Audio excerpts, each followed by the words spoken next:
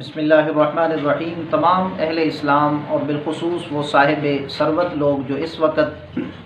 موجودہ صورتحال کے پیش نظر غریبوں کی مدد کرنے کا جذبہ رکھتے ہیں، ان کے لیے ایک اہم اور ضروری پیغام ہے۔ وہ یہ ہے کہ بہت اچھی بات ہے آپ غریبوں کی مدد کریں، ان کے کام آئیں، ان کے گھر راشن پہنچائیں، ان کے گھر پیسہ وغیرہ پہنچائیں، دوائیاں وغیرہ لے کر ان کو دیں، بہت اچھی بات ہے۔ لیکن ایک التجا ہے، وہ یہ ہے کہ آپ کم سے کم اس عمل کو دکھاوے کے طور پر نہ کریں کہ ہماری واہ واہ ہو جائے، چار لوگ ہماری تعریف کریں۔ چونکہ مسلمان جو بھی کام کرتا ہے وہ اللہ اور اس کے رسول کی رضا کے لیے کرتا ہے، دکھاوا اس کا مقصد نہیں ہوتا، شہرت مقصد نہیں ہوتا، طلب عزت اس کا مقصد نہیں ہوتا۔ تو آپ جو ہے اس بات کے پیش نظر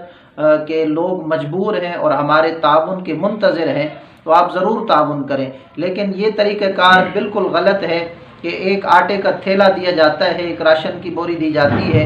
اور اس کے ساتھ تقریباً 25 لوگ یا 15 لوگ 20 لوگ کھڑے ہو کے سیلفیاں بنواتے ہیں اور غریب کی عزت کو اچھالا جاتا ہے، اس کی مجبوری سے فائدہ اٹھایا جاتا ہے۔ دینے والوں کا تو نام اونچا ہو جاتا ہے، لیکن لینے والے کی عزت کس قدر پامال ہوتی ہے، وہ بیچارہ منہ چھپاتا پھرتا ہے۔ ایک تصویر میں نے دیکھی اور جس وقت سے دیکھی اس وقت سے بڑی بے قراری تھی دل میں، اور میں نے کہا اس بے قراری کو آپ کے سامنے بھی رکھوں۔ یقیناً ہر بندہ میری بات سے جو ہے وہ اپنی رضا کا اظہار کرے گا کہ بات میری درست ہے کہ ایک عورت ہے بیچاری، ضرورت مند ہے، غربت کی ماری مفلسی کا شکار ہے، اس کو راشن کی ضرورت ہے، اور اس کو راشن کا ایک تھیلا، آٹے کا ایک تھیلا دینے کے لیے 12 لوگوں نے جو ہے تصویریں بنوائی۔ اس بیچاری عورت نے شرم کے مارے منہ ڈھکا ہوا ہے۔ اس کے نیچے ایک اور تصویر دکھائی گئی جو کہ غیر مسلم ممالک میں سے کسی ملک کے لوگوں کی ہے کہ وہ فٹ پاتھ پر یا کسی خاص جگہ پر اپنا مالی تعاون یا جو راشن وغیرہ ہوتا ہے وہ رکھ کے چلے جاتے ہیں، غریب لوگ آتے ہیں وہاں سے اٹھا کر چلے جاتے ہیں، کانوں کان کسی کو خبر نہیں ہوتی۔ یہ کام تو ہمارا تھا، اس طرح کرنا تو ہمیں چاہیے تھا، لیکن آج کل غیر مسلم جو ہے وہ ہمارے طریقوں کو اپنا رہے ہیں اور بظاہر کامیاب ہوتے جا رہے ہیں۔ آقا کریم علیہ السلام نے بیان فرمایا قیامت کے دن 3 ایسے اشخاص کو لایا جائے گا جن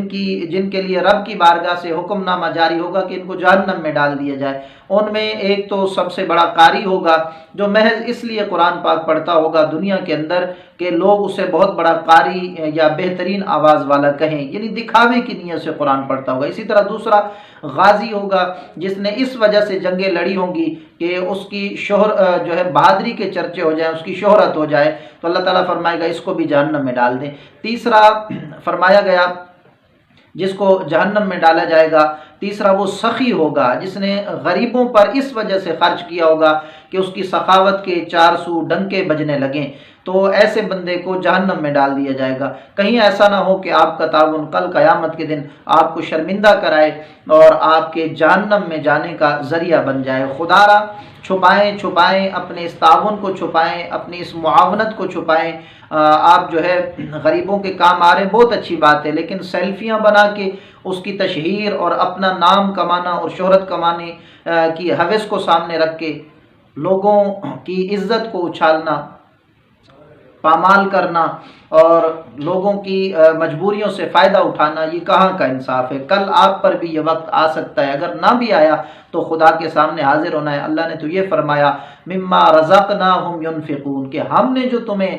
رزق دیا ہے اس میں سے تم خرچ کرتے ہو، یعنی مومنوں کی شان یہ ہے کہ اللہ کے دیے سے خرچ کرتا ہے۔ اور آقا کریم علیہ السلام نے بیان فرمایا کہ ایسا شخص بھی ہوگا جس کے اعمال بظاہر اس قدر خوبصورت ہوں گے، نماز، روزہ، تسبیح، ذکر و اذکار، کہ اس کو 3000 فرشتے اٹھا کر پہلے آسمان، دوسرے، تیسرے، چوتھے، 5ویں، 6ٹھے، 7ویں آسمان تک جب لے جائیں گے تو پورے آسمانوں میں اس کی عبادت کا شہرہ اور چرچا ہوگا، لیکن 7ویں آسمان پر ایک فرشتہ ان 3000 فرشتوں کی جماعت کو روک دے گا اور کہے گا کہ اس عمل کو واپس لے جاؤ، یہ عمل اللہ کی بارگاہ میں پیش ہونے کے قابل نہیں ہے۔ فرشتے پوچھیں گے وجہ کیا ہے، تو وہ فرشتہ 7ویں آسمان پر بیٹھا عمل کو روکنے والا وہ کہے گا کہ یہ عمل جو ہے اللہ کی رضا کے لیے نہیں کیا گیا، یہ دکھاوے کے لیے کیا گیا ہے۔ حضرت